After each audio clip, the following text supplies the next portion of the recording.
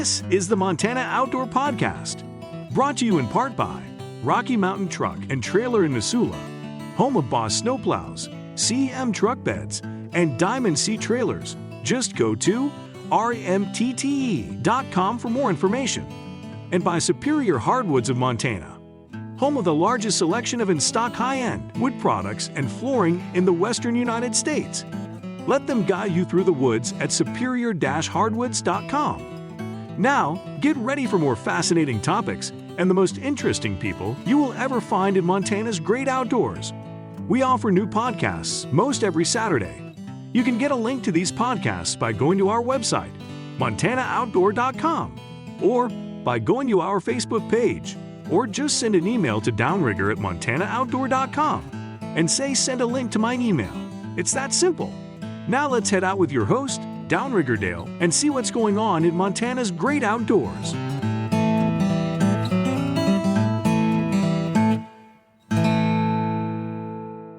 Thank you very much, Manny. And as Manny just said, I am Downrigger Dale with the Montana Outdoor Podcast. Thanks so much for all of you being here today, and just can't thank you enough for sharing this podcast with all your friends and family and everybody. It's just been amazing how much this has grown, and we just can't thank you enough. Also want to give a big shout out to our active military all around the world. We are just so honored that when you guys get a little time off, many of you listen to this podcast, and I hope this brings you a little bit of home while you're out protecting us and the rest of the world. If you ever want me to do a little shout out to any family or friends stateside, just email me, Downrigger, at montanooutdoor.com, and I am more than happy to get that done for you and surprise a family member or whatever you need. Now, we have been talking a lot about ice fishing and that, but we're getting ready for spring. I know it doesn't look like spring out there, but it will be upon us before you know it. And so kind of giving you a preview of some of the great places that you can discover all around the great state of Montana. One of them in particular, we have not talked about, and I'm surprised we have not talked about this lake yet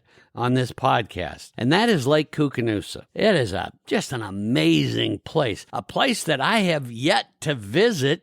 Can't believe it as a native Montanan, but I haven't done it yet. But it is definitely on my bucket list for sure. And joining me right now is Randy Burch. He is owner of the Koocanusa Resort and Marina. He's got an incredible place up there. I'm going to put a link. When you guys came to this podcast, there was a podcast description, whether you found it on Spotify or Amazon or YouTube or wherever you got it. On that podcast description, if you look below, there's some links. It'll say in bold letters, links, and there'll be a link to the Koocanusa Resort and Marina. So you'll be able to click on that. If you want to, you can do it now and kind of follow along as we talk about that. And I'll put some other links to information about Lake Koocanusa and other things that Randy and I talk about. So feel free to do that. Now, if you're on a podcast site that maybe doesn't have those links, really easy, just go to montanooutdoor.com and look at podcasts there. There's a link to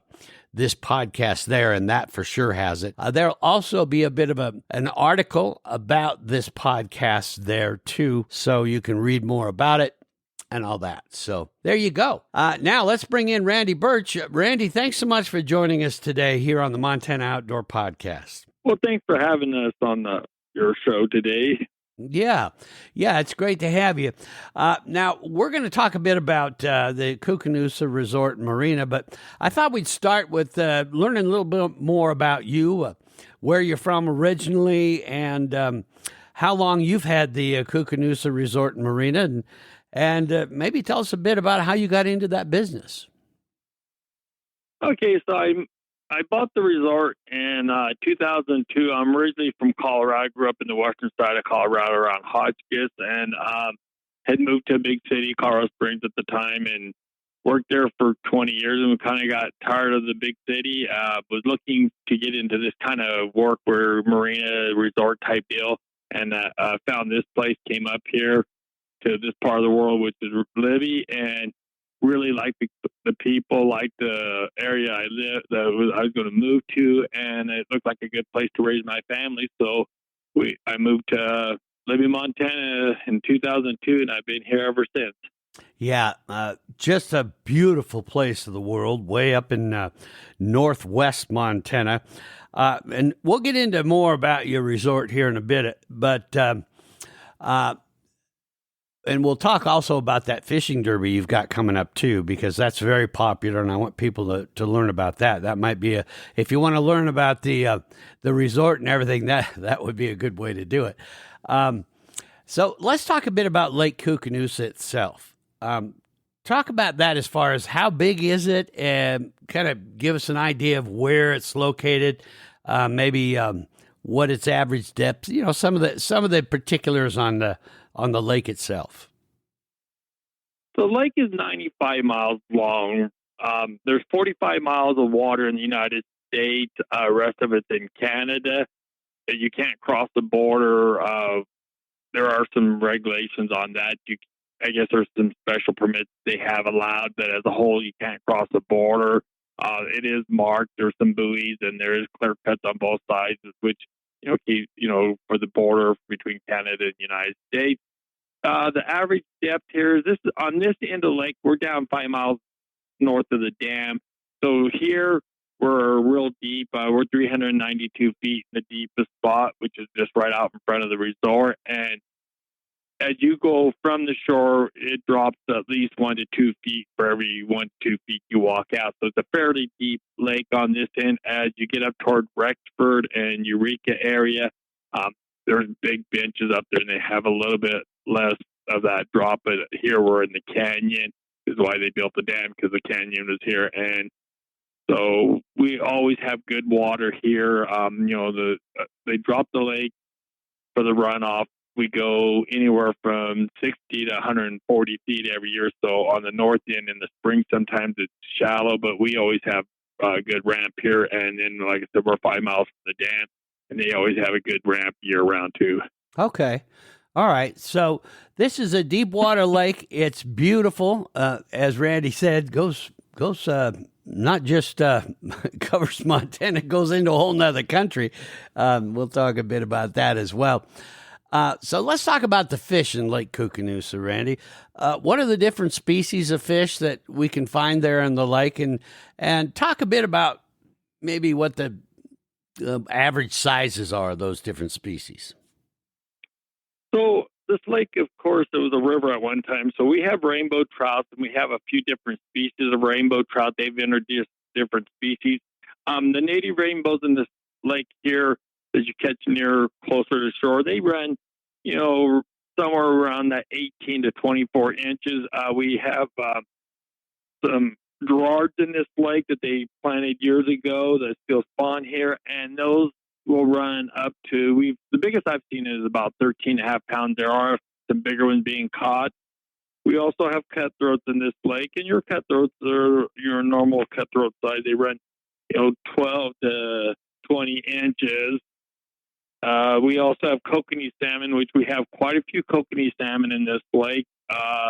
Actually, sometimes a little too many. So because of the size they get, the possession on them is 50 a day, 100 in possession. So we have lots of Kokanee. Wow. Yeah. In the springtime, they run 6 to 8 inches. They get up to 12, 13 inches in the summer. And then we have the lean cod or burbot, whichever way you prefer to call them. I hear it called both, so I use both names.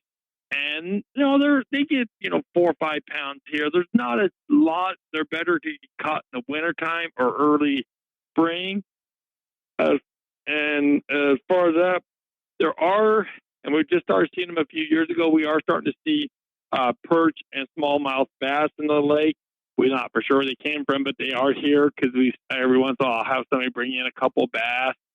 And if you get up by the Canadian border, there are some pike. We don't have them down here because we are so deep that there's no weed beds and stuff for them here. I see. Okay. And then, sorry about that. No, go ahead. We do also have a lot of the Rocky Mountain whitefish in this lake too. They're good smokers. Don't know if I'd really want to eat one without smoking them because they're so bony. But when you smoke them, they're really good. And then of course we have bull trout in this lake, but you have to release the bull trout.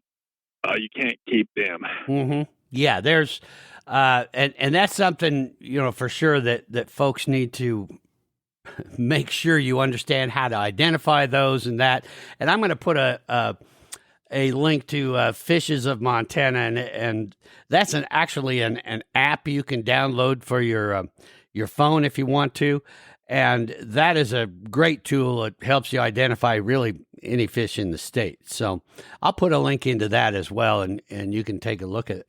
Now, of the species you just talked about, which ones would you say are the most popular that fishermen target, especially in your area?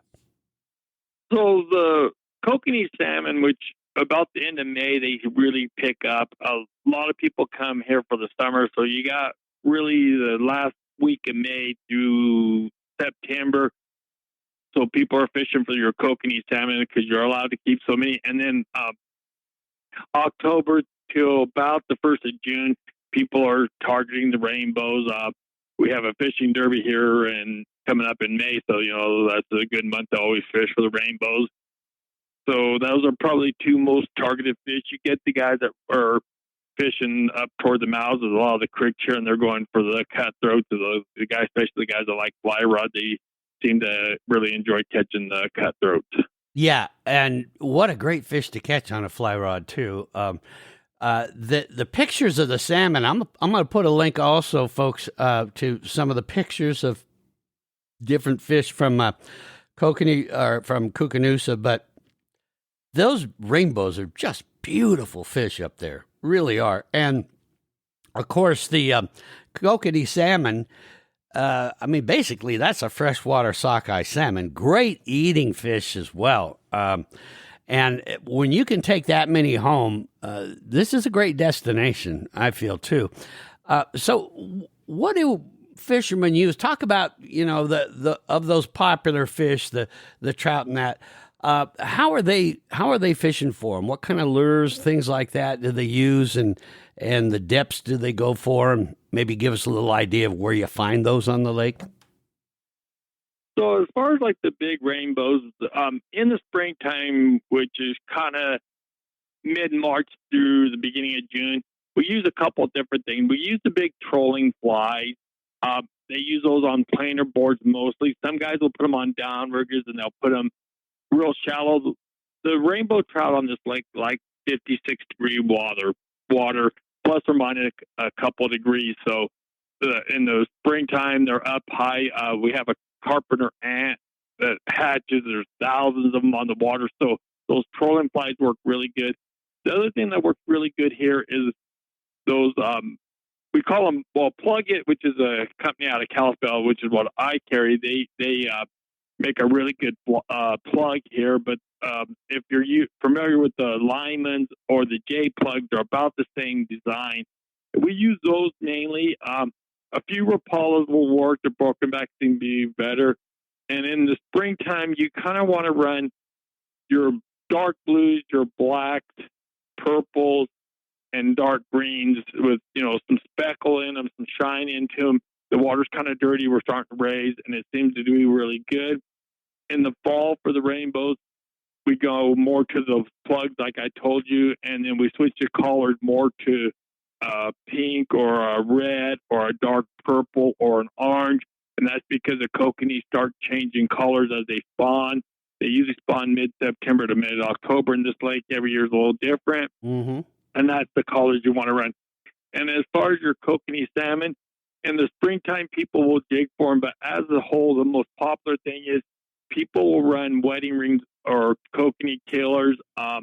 Your pinks, your greens are your two best colors here. They tip them with maggots or white corn. Mm-hmm. And then they're just going to run some kind of flasher in front of their wedding ring or kokanee killer. In the springtime, the more shine you have on your flasher, whatever brand you're running, you want more shine because the water's kind of dirty. As summer rolls around, then you can go to the half and half, which is half silver, half brass, or go pure brass. That's the two main ways to catch the two most popular fish. And then if you're going for the cutthroats, like I said, a lot of guys like to use the flies, or they use those real small spinners, your rooster tails and your Maps are probably two of the better ones. Same thing there. In the summertime, you want to imitate our bugs, which are black or dark brown.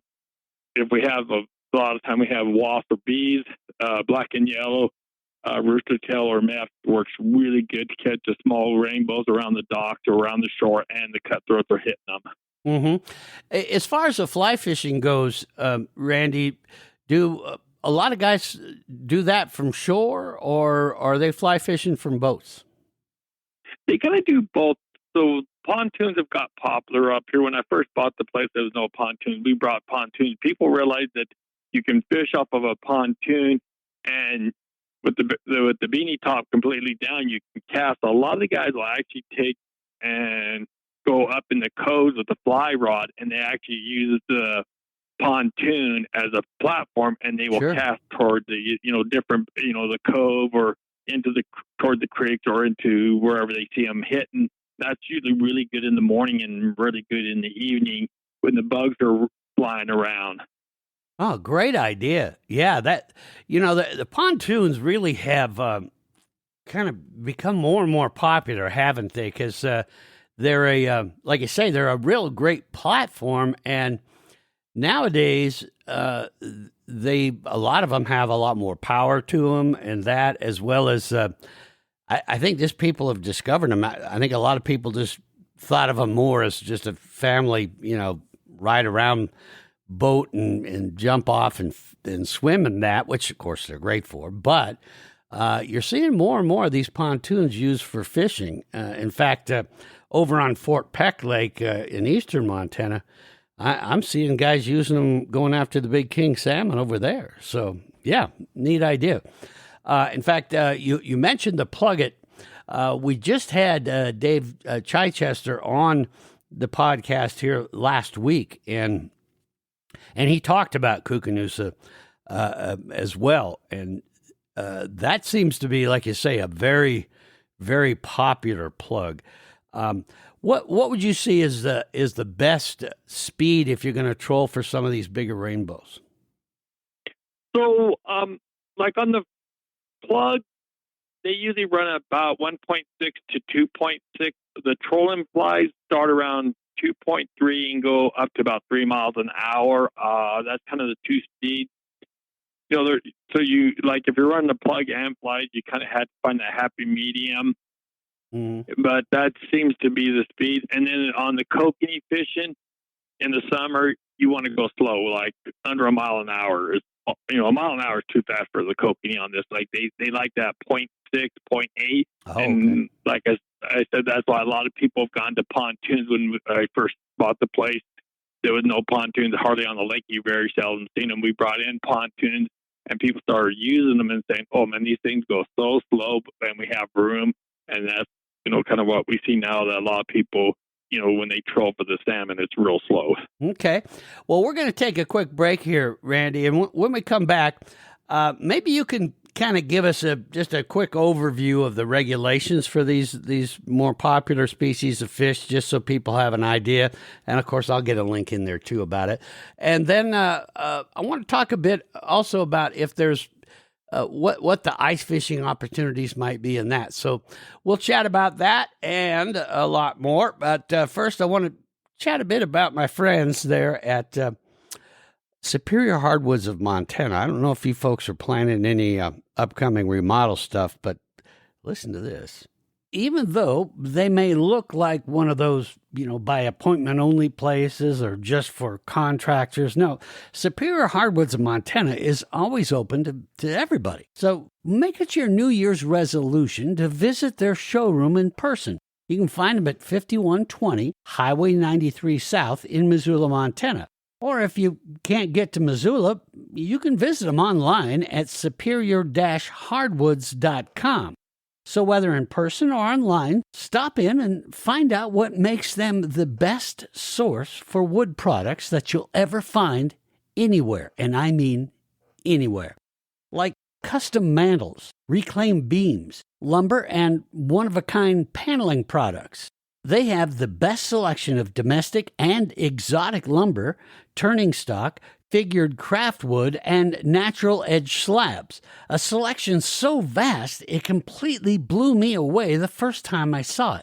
I don't know of anywhere where you'll find such a huge selection of an incredibly unique wood. Now, sorry I got off topic there for a minute, but it still amazes me when I think about what they have there. Now, back to remodeling projects I was talking about. They have you covered from beautiful, versatile alder molding, maple countertops, and an impressive selection of hardwood flooring in stock. Now, don't forget about redoing your home office, or how about likely the most used room in the home, the kitchen. You want to make your kitchen be the most unique kitchen in the world? Superior Hardwoods of Montana is the place. Now, for those of you that have already done business with Superior Hardwoods of Montana, thanks for your business, and we hope to see you again here in 2025. Now, if you're still thinking about what you want to do with your house, no worries, take your time. Just remember, John, Corey, and the rest of the crew are here for you if you need some ideas, or if you want them to find you something special, though chances are they already have it in their massive selection of the most unique woods in the world. They really are your best source for anything and everything wood. So, as I said, stop in person at 5120 Highway 93 South in Missoula, or online at superior-hardwoods.com, and let them guide you through the woods. We are back here on the Montana Outdoor Podcast. Randy Burch is my guest. He has the Lake Koocanusa Resort and Marina up there. We're going to get into talking about that as well. But Randy, maybe you can talk a bit. One of the things, we were talking about trolling speeds and all that for some of these big rainbows and for the Kokanee salmon and that. On those big rainbows, how deep do you typically go for those? Now, a lot of guys are using those planer boards. So how far back off the planer board are they putting their lures, and then how deep typically are they going with them? So when they're running the planer boards here in the spring, most guys are running their planer board lines out about 50 to 75 feet, and then they're running off their planer, like they'll hook the line on, let it go out maybe 25 to 50 feet, and then they put their planer board 50 to 75 feet behind the boat, which is actually where the planer board is on the side. Yeah. So those are basically surface. That's why the flies and the plugs work really good. Downrigger wise, most of the guys, they fish anywhere from 10 to 50 feet. There are guys that will go down to 100 feet, but that 10 to 50 feet seems really good there. Same thing, you're dropping 50, 75 feet of line, then you're putting your downrigger down at whatever speed, or whatever depth. Most of the guys use their fish finder, and they kind of see where those bait balls are at. Mm-hmm. With the Kokanee, like I said, there's lots of them here, so you'll see big bait balls, and that's kind of where they're trying to troll right above those bait balls, because the rainbows, as they're coming up, where they'll troll right below those bait balls, trying to be the first, thing that the rainbow sees. Mm-hmm. And then in the fall, it's kind of more, most guys will fish anywhere from 25 to 75 feet down. There are a few guys that recommend 100, but as a whole, that's kind of where people are running. Another thing that I didn't kind of bring up with the plugs in the springtime, a lot of guys will what they call long line. The trout, if they're up on top, are really boat shy, so the guys will run 200 to 250 feet behind the boat with a plug that's, diving, anywhere from 5 to 10 feet down, and they seem to do really good with that too. Mm-hmm. And those trout, they fight pretty dang hard, don't they? Oh yeah, I mean, I've hooked into them, had them snap line on me more than once. You just, especially in the wintertime, you have to watch if you go out there when it's too cold. You have to worry about your line kind of freezing and stuff, so you had to be aware of that. But yeah, they're one of the funnest fish I've ever caught. Pound for pound, I think they are the funnest fish I've ever caught. I've done ocean fishing and stuff, but just pound for pound for fighting on tackle, they are fun. Mm-hmm. And Randy, what about the regulations for those trout? How many can you catch and keep? So on the lake, you're allowed to keep one over 22 inches a day, and you're allowed to have 5 a day total. Count that one over 22, and you can have 10 in possession. Okay. How about the and you mentioned on the kokanee, but say that again, because that really surprised me how many kokanee you can have. What are the catch and keeps on those? So you're allowed 50 a day, 100 in possession, and we have a lot of people that come up here, and if they do like a 3-day weekend, they will take their 100 salmon home. Mm-hmm. Wow. Yeah. Okay. So. They're dang good eating, and they're incredible smoked, so that's not a bad idea too. How deep do they go for those for the kokanee? The kokanee usually runs somewhere around 10 to 40 feet down in the middle of the summer. If we start getting some lightning strikes and some heavy winds for 2 or 3 days, you'll see them go a little bit deeper, but it's usually that 10 to 40 feet down. Oh, okay. Okay. Now, with the kokanee, I know some people get worried that they have a real soft mouth, and I hear back and forth on that. What are your thoughts on that as far as, setting the hook or any of that stuff with a kokanee? So they make a deal called a snubber. We recommend anybody, especially if somebody's been here and they've never fished for kokanee, I recommend using a snubber. It kind of gives you a little bit of a bungee effect to the deal. I know from personally fishing kokanee all my life. I've had them in Colorado there, and then up here, you'll catch and keep more kokanee if you have that bungee in there. And like I said, they make a snubber, and that's what everybody up here pretty well uses. Mm-hmm. And you were talking a bit about using the flasher, ahead of your wedding ring or your kokanee killer. It used to be, my mom was, she just loved fishing for the kokanee back when they were on Flathead Lake, and we were up there quite often. And she really loved it, but she was a big fan of the cowbells. Do people still use those for the kokanee? Oh yeah. Yeah, cowbells is probably one of the most popular ones. We still sell them here. We have quite a few callers. Same thing there with the callers. If you do stop by and you are fishing this area, always stop by. We'll tell you what colors are hitting right in there. We want everybody to have fun and catch fish, whether you're staying with us or you're just driving by. And you want to know what colors hitting that week or that day, and we'll tell you, what's going on. But yeah, cowbells are probably the most popular. And then the other thing that's really popular is called a mini troll, and it's made by Lure Jensen. And those are the two most popular things on this lake that everybody uses. Now, what about ice fishing? Do they do a lot of ice fishing up on Koocanusa? They do up in Eureka and stuff. Down here, we're too close to the dam, so the lake doesn't really freeze. They do the cove a little bit, but the main body of water doesn't freeze here because as starting December, they start letting water out due to, for power reason. Plus, they have to get the water down low enough for the runoff.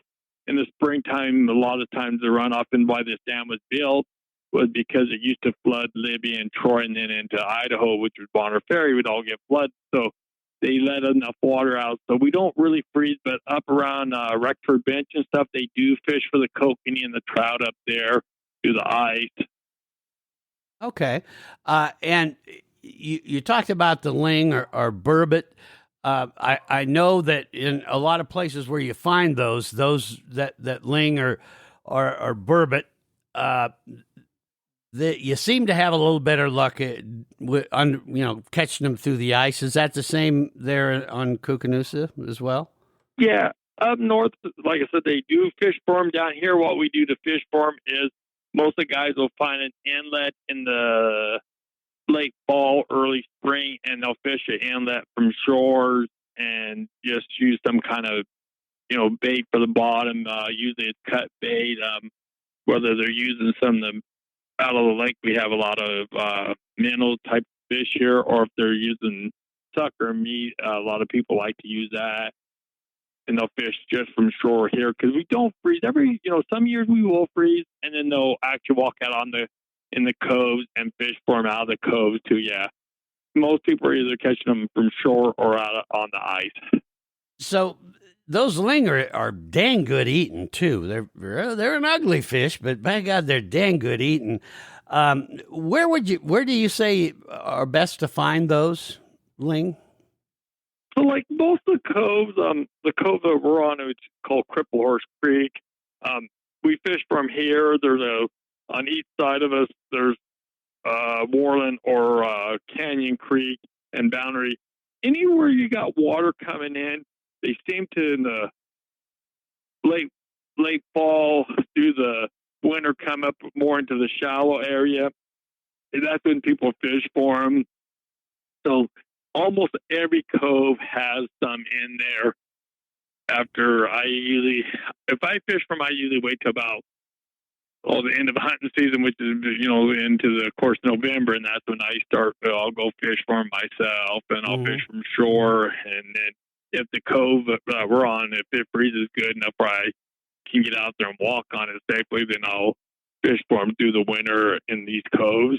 Mm-hmm. Now, fishing for a ling from shore, what's the technique there, and what do you use? So most of the guys are doing, they like to build their bonfire on the shoreline, and then they just cast out, and they're of course in the coves and then they'll use just a fairly decent sized weight to get them out of a ways from shore. And then the most popular, I think, around here is people either use the sucker meat or they'll use their pea mouths. They're kind of a shiner that's in this lake. They'll put a treble hook into them and then cast them off where they're keeping off the bottom of 6 inches to about a foot. What most people kind of like their bait to float, so you put your weight on the bottom and just cast it out and let them float. Oh, okay, all right, interesting.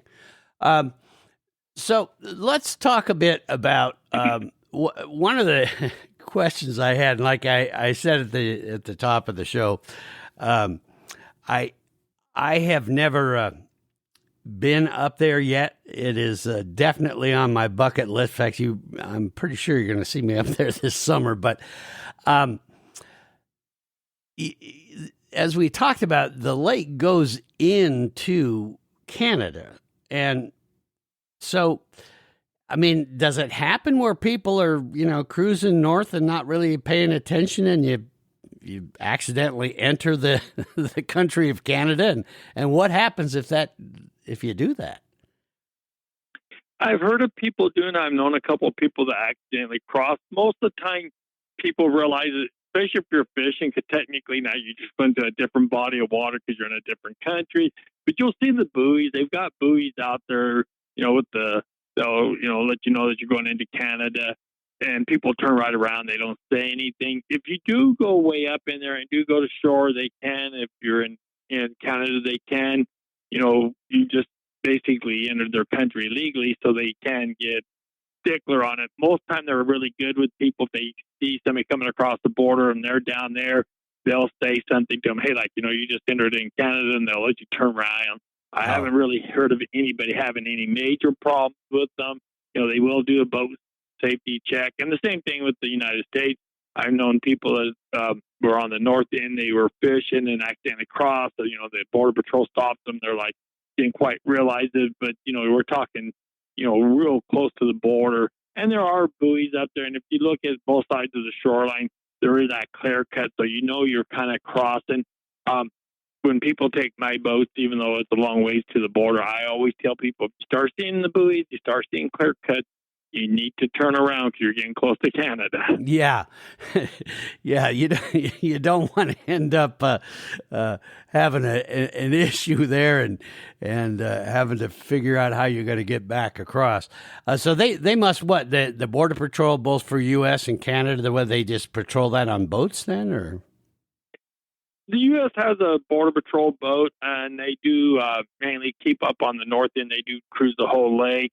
But they do check, and I've been told by people that they've got close to the border that actually U.S. Border Patrol has came over and said, "Hey, you guys go about another 100 yards, you're going to be in Canada." So and then people are like, "Oh yeah," and they'll turn around. So I think as a whole, if you're legal in your boat, you're not having any issues, and you're not, doing anything wrong. They're real easy to get along with, from what my understanding is. That, as long as you just turn around and, say, hey, look, I made a mistake. The big thing I've heard a couple stories is, if you have a weapon in your boat here in Montana, if you cross the border now, you're just going to Canada with a weapon. So, but like I said, I've been told from people on both sides of the border that if the Border Patrol guys are there, they will let you know that you're crossing the border, and people will, turn around, of course, immediately, because you don't want to get in trouble, and that's an accident.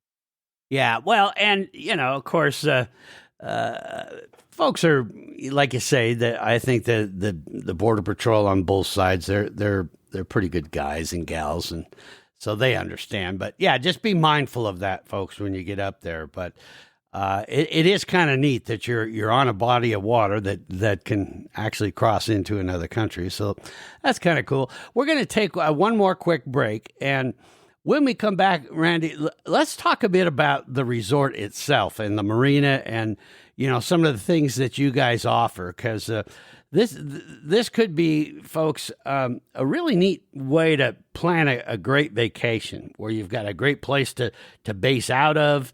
You get a lot of good fishing and that, but let's hear more about what Randy has to offer when we come back. Right after we chat a little bit about my friends at Rocky Mountain Equipment. I'm telling you guys, I was saying spring's coming, but we still got a lot of plowing to do. Man, I have seen where I'm at here on west central Montana. They have been plowing night and day. We've been getting a lot of snow. So you might want to hear and think about one of these Boss snow plows. Check this out. Yeah, my friends at Rocky Mountain Truck and Trailer are proud to be the authorized dealers for the top truck, trailer, and snowplow brands in the world, like CM Truck Beds, Diamond C Trailers, and of course, like I said, Boss Snowplows. As I've been saying, last winter we got off a little easier, but this year it's going to be a lot different. Now, why am I saying that? Well, did you hear the podcast I did with Matt Rosencrans from the National Weather Service Climate Prediction Center? He said Montana and other areas in the Northwest are in for a lot more snow. Of course, that means driveways, parking lots, roads, and all that are going to need to be plowed, and plowed a whole lot more for the rest of this winter. And of course, that means you'll want a Boss snowplow to get the job done quickly and perfectly every time it snows. And that, my friends, can only mean one other thing. You need to talk to Rocky Mountain Truck and Trailer right now about a Boss snowplow for your truck, tractor, ATV, UTV, while they can still get the one you need. Then you'll be prepared for what's coming, because not only will you have the best snowplow that is perfectly designed for what you want to put it on, but the folks at Rocky Mountain Truck and Trailer will install it for you so it works the first time and every time. Now is the time, my friends, to be ready for what is going to be coming our way a lot with the best. A Boss snowplow from Rocky Mountain Truck and Trailer. If you're in the area, you can stop by at 5680 Expressway in Missoula, Montana, or you can go see them at rmtte.com. Take a look at all the Boss snowplows they have right now, as well as other equipment like CM Truck Beds and Diamond C Trailers that will also make your life so much easier this winter. Yeah, there is no better place to get you through this winter than Rocky Mountain Truck and Trailer. Again, website rmtte.com. Easy to remember and a great way to take a look at what they have. That's rmtte.com. I'm telling you, folks, they know what they're doing, and they're going to be your best friend this winter. Go see them. Here we are on the Montana Outdoor Podcast. Randy Burch is my guest. We're talking about Lake Koocanusa. And Randy, I want to talk a bit about the resort itself that you have there. That's the Lake Koocanusa Resort and Marina. So tell us about the resort and the marina itself, as far as food, lodging, all those kind of things. Okay, so We have RV sites, tent sites, and we do have cabins. We have full hookup, which is water, sewer, and power, and then we also have dry camp areas. You can reserve ahead of time. We do a year in advance, so we are actually booking for this year and for 2026. We get quite a few people like to come here in the summertime. The lake is really nice for fishing in the morning and the evenings. It's a big lake, so people also water ski, wakeboard, and we have the jet skis. And 99% of the people on this lake is courteous to each other, which is something that's really nice to see. The speedboats stay away from the fishermen. And then as far as the store goes, we have a full store here. We carry the basic stuff for food. We have souvenirs, and then, of course, we have a full line of tackle, like I said earlier. Even if you're not staying here and you just have questions, stop by. Somebody will answer your questions for you. And then we have a restaurant and bar. We open at noon, and we serve food till 10 o'clock at night. So we do like a lunch and dinner. And then we have, like I said, full service bar. We do, allow children at the bar, come in and eat with their parents. We have 6 pontoons. So we have different sizes of pontoons. We have 21, 24s, and the 25s. The 25s are more for the summer because they're double deckers with slide, which makes everybody happy to go play in the water. Yeah. I was looking on your website, and those pontoons with the slide going off of it. You want to keep the kids entertained. That's got to be a lot of fun for the kids. So you rent those pontoons out, and I thought I saw you rent jet skis out as well, huh? Yeah, we have a couple jet skis too. The jet skis and the slide boat is like, if you have big groups, are real popular. They'll rent a slide boat and a jet ski, and that keeps everybody happy in the group. And you see the kids with the slides. We got a group that comes up down from Eureka. They're a bunch of farmers, and the youngest one just did his 60th birthday with us last year. And they rent the slide boat to go play on the slide all day. And, it's fun. It's funny to watch these guys. I mean, they're nice people, and I should say not. They're women too. And, you got people out there 60 to 70 some going off the slide. They just have such a great time. Yeah, they become kids again, don't they? That's great. Yeah. And it's all national forest around here. There is a little bit of state land. So you can bring ATVs and stuff. You just have to follow all the state and federal laws around it. In this part of Montana, you have to stay on designated roads, but we do welcome them here. If you ride them in the campground, we just ask you to drive slow because we do have children playing. And of course, you got a kid on a bicycle if he's not paying attention to somebody on a four-wheeler. But yeah, we have a little bit of everything here. We have fuel for boats, and we have propane if people need to get their propane filled up, and we keep lots of ice, cold drinks for people. Oh, well, great. Now, you said you've got a full-service tackle shop there. Do you sell the fishing licenses there as well, Randy? Yeah, we sell fishing and hunting license here, yes. Oh, okay. Now, are you guys open year-round, or do you close for some of the winter months? We close the end of hunting season, so usually that Monday after hunting season we close, and then we open back. Depends on the roads and the weather. We open back up in the 1st of April to the 15th of April every year. Some years the roads are pretty rough, so nobody wants to come up here. But by the 15th of April, everybody's definitely ready to go fishing. Mm-hmm.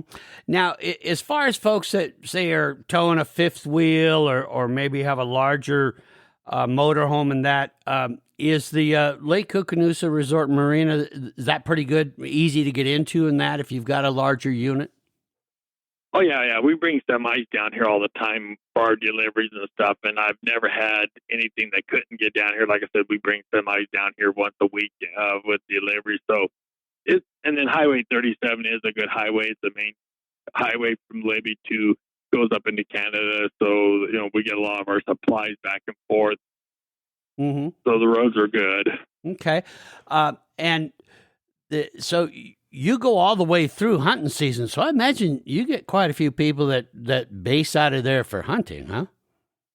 Oh, yeah. We keep some of the cabins open. And we got guys that like to dry camp out of here.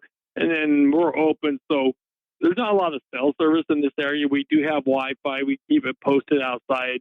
So if somebody, comes in, they got a problem and we are not open, they can use the Wi-Fi. But then we also have the bar and restaurant open so the guys, if they need something to eat or drink or make a phone call, because their Wi-Fi ain't working, then they can come down here and know that they can at least get somebody because there's no cell service near us. Mm-hmm. Well, and for those of you that are regular listeners to this podcast, last year during the hunting season, I did a whole series about every region of Montana with wildlife managers. And of course, one of the regions I did was up there, Region 1. And that's some fantastic hunting. So might be another thing to think about as well. So what are the busiest months, would you say, Randy, as far as, where most people are coming up there? And how far ahead would you recommend people make reservations in that if they want to stay there, either at the campground or renting a cabin or something? So July and August is our busiest time of the year. We're booking pretty solid for July and August. Our fishing derby, which is the weekend after Mother's Day every year, that's real busy because everybody's coming up to our fishing derby. This year, our derby will be the 17th and 18th, and then people check in on Friday the 16th. So those are probably the busiest times to be here. My favorite time of the year here is actually September because it slows down a little bit for me, for one nice thing. Another thing is with all the trees changing, we have a lot of tamarack up here, and of course they lose their needles, so they turn yellow. So the fishing starts to pick back up for the rainbow. So that's actually, if you have time, that's a great time to be here. It slowed down a little bit, and the scenery with the yellow and the green and the red leaves on the bushes around here are just beautiful. And then, like I said, the fishing starts to pick back up, and if you're going for the big rainbows, it's nice. Yeah. Yeah, that is stunning. And, I think that's something that people forget about Montana is really our season's fairly long for fishing and getting out on the water. And fall really is a great time, especially up there in northwest Montana. So good idea there. Now, do you guys also rent like paddle boards, kayaks, those kind of things too? Oh, yeah, we do have a couple paddle boards and a couple kayaks for those people that like to do that kind of stuff. We do recommend not to go into the main part of the lake too much because, we can't get the high winds. But same there, we always keep it posted every day what the wind's going to be so people can actually look at it and say, okay, yeah, whether the wind's good or not. But, yeah, we do have paddle boards and kayaks. Mm-hmm. Yeah, and again, I've got a link there for you folks if you want to look at it. It's Koocanusa Resort.net. If for some reason, wherever site you're on, because you can find this podcast in about 25 different places, but it's Koocanusa, KOOKNUSA Resort, just all one word, .net. And you can take a look at that. But again, I'll post that link there so you can take a look at everything that they have to offer there, both at the marina and that. So how far is the resort from the town of Libby? We're 24 miles north of Libby. Okay.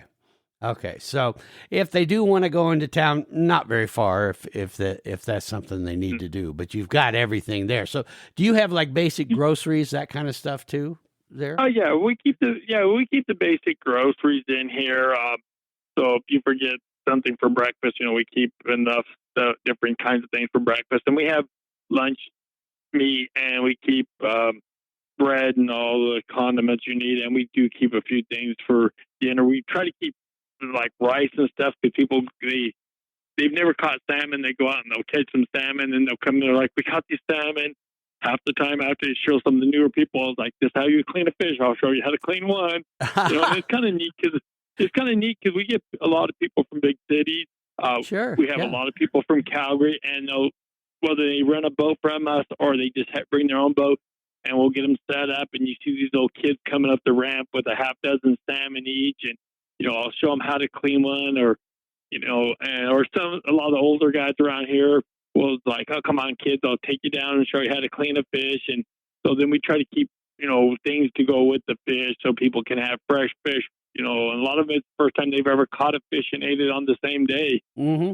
Yeah, and so for those of you that are listening, from outside of Montana or even outside of the country that are planning a trip this summer, they do have everything. I mean, you can even rent the boats and stuff. So do think about that. But I would again get on it soon as far as making reservations and that. Now, can they make reservations right there on your website? To actually book, because we're heavy treat, we do it in person or like on the phone, just to make sure what kind of camper they have. All of our campsites will not hold every single rig. You get into the real big rigs with double and triple tip outs. We make sure you can fit into the site that you're going to go to, because we are a fairly heavy treat around here. Okay, so best to give you a call and describe what your rig is and all that, so you can get in and out and all that. Okay, now let's talk about the Lake Koocanusa Resort Derby. That has become pretty popular, hasn't it? Yeah, we started it in 2003. It's always, we follow Mother Day, so it's always the weekend after Mother Day, and we do it's a salmon and trout derby. So you can bring in your trout for it's a day. Well, we start basically Saturday morning, and then we run till usually 2:00 on Sunday. And we pay out the first 6 places for the heaviest trout. And then on the kokanee, we weigh in your top 20 kokanee on Sunday. You can bring us your 20 biggest kokanee. We weigh them out, and then we pay out 3 different places for that. We usually have 350 to 450 people. We've had up to 600 people off and on. You never know. One year it seems like we just get more people than the other one. It is 100% payout. So we never know how much you're going to win till we get everybody signed up, because the resort pays 100% out. Mm-hmm. Now, so I'm looking at the calendar here. So that would be for this year, 2025. That would be what, May 17th then? Yeah. Okay. So, and is it a 2-day tournament or one? Yeah. So it starts Saturday morning. It runs till Sunday at 2:00. So you can start fishing Saturday and run till Sunday at 2. That's the last fish we weigh until at 2:00. Okay, and how soon do they have to be signed up for that? They can sign up that all the way from now to the Friday of the Derby, so that'd be the 16th. There's applications online. You can do that, or you can just stop in. Everybody has to check in. We have a kind of a check-in deal on Friday. In all the years, we've only had it happen once, but there was one time a misprint in the Fish and Game rules. We actually handed out copies to everybody so everybody knew that there was. And that's something we have with the FWP, that we have what they call a captain meeting, and we let everybody know. Like I said, in 22 years, we've only ever had it once where there was a problem with the rule book. And so we actually handed out copies to make sure everybody understood the rule. So it's kind of like a lot of tournaments, like kind of a little rules meeting, as far as just everybody getting to know what the ground rules are for the tournament. And how much is it to enter the tournament again? It's $25 a person. Oh, heck, that's not much at all. Now, how much would say if you got first place, how much would you make in a situation like that? Kind of on average. Obviously, it depends on how many people are going to enter, but it's usually around $1,500 to $2,000 for first place. And then it varies from year to year. Mm-hmm.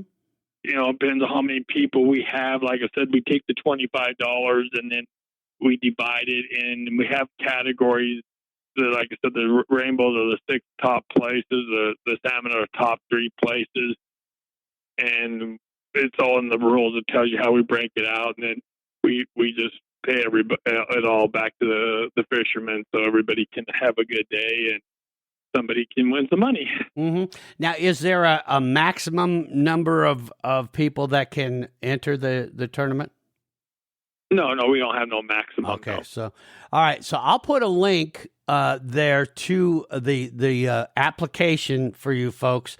Like I said earlier, that could be a real fun way to get to know the area and have some fun, and do a little competing too. So take a look at that, folks, and maybe enter that derby. That looks like a lot of fun, actually. So take a look at that. And you've been doing that, what'd you say, since 2003?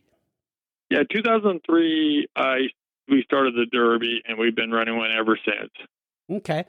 All right. And I'll put a link to pictures of some of the past winners and all that, which is right there on the Koocanusa Resort.net too. So you can take a look at that as far as some of the fish that won in the past and that. So, but yeah, kind of interesting. So take a look at that.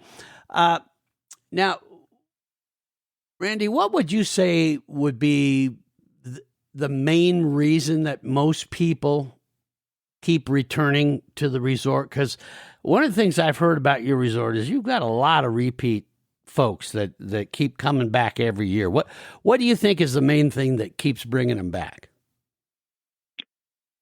My personal opinion, after doing it for, like I said, 23 years, is I think it's a combination of a beautiful lake, and I think it's a friendly area. I'm real with my staff, and I have a really good staff that I hopefully bring back every year. Of course, people find different things, but we're really, friendly. We try to make people, feel like they're on vacation.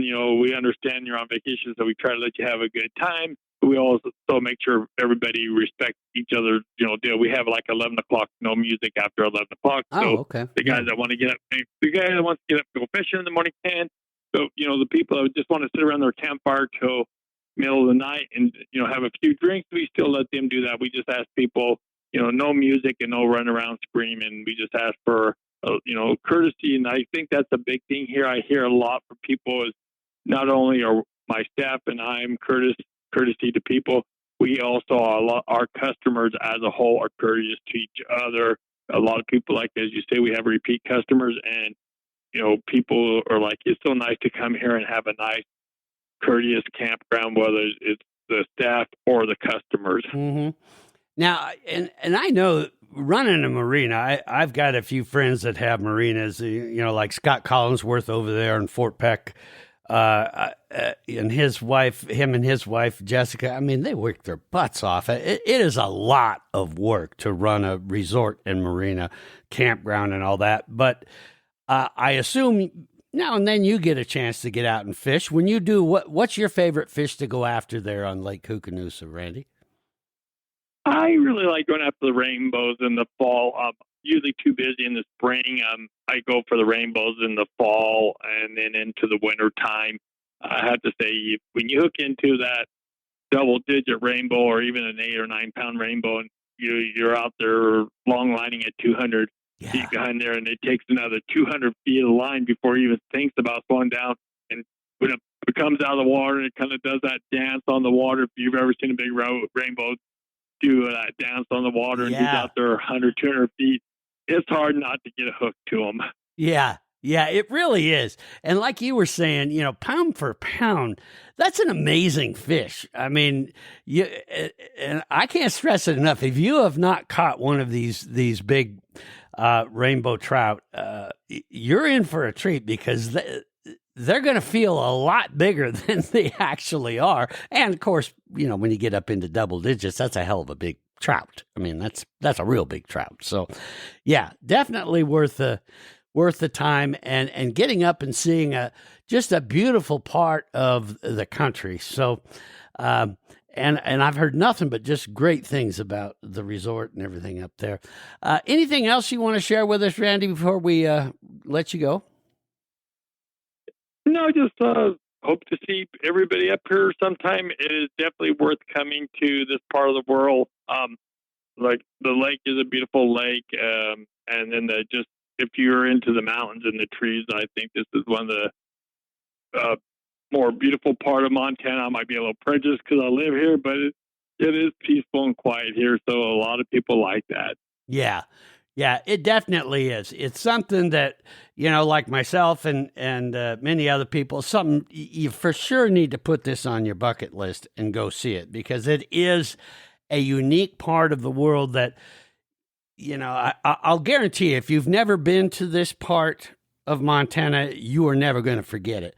And really, you're not far from, some pretty other amazing places if folks want to make a longer week or two out of it for like Glacier Park and things like that too, are you? No, we're within a couple hours of Glacier Park, and we have the Kootenay Falls, which is one of the more famous falls here in Montana, and it's 35 miles away from us, and we have the Ross Creek cedar, which is humongous cedars. I've never seen trees that big except for along the coast.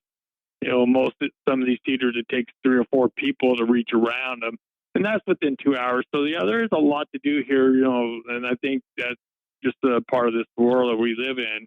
Mm-hmm. Yeah, and that's what I like about going to a place like this is, especially for a bigger family where, maybe some part of the family isn't really big into fishing.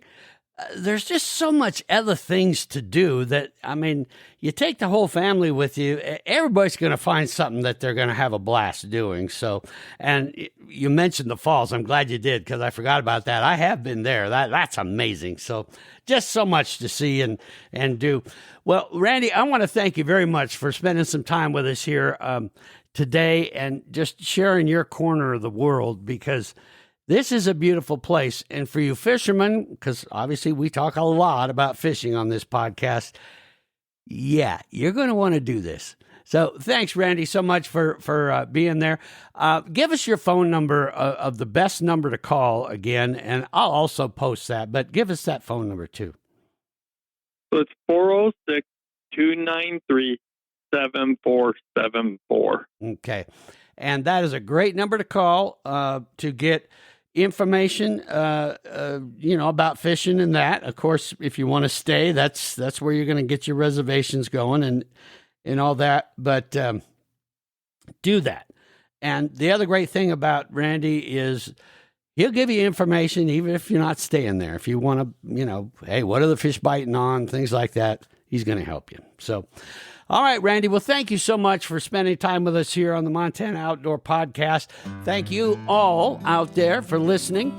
You got questions? Manny's going to give you my email. I will also put the email for the resort. So if you want to send an email and ask more questions of Randy, he'll be able to get back to you and answer that as well. So take care out there, everybody. Be safe, be good to each other, and we'll see you next time here on the Montana Outdoor Podcast. Thanks for listening to the Montana Outdoor Podcast. It has been brought to you in part by Superior Hardwoods of Montana, home of the largest selection of in-stock high-end wood products and flooring in the western United States. Let them guide you through the woods at superior-hardwoods.com. And by Rocky Mountain Truck and Trailer in Missoula, home of Boss Snowplows, CM Truck Beds, and Diamond Sea Trailers. Just go to rmtte.com for more information. So what did you think of today's podcast? Send your questions and comments to Downrigger at montanooutdoor.com. We should be dropping a new podcast this next Saturday. Until then, we will see you soon out in Montana's great outdoors.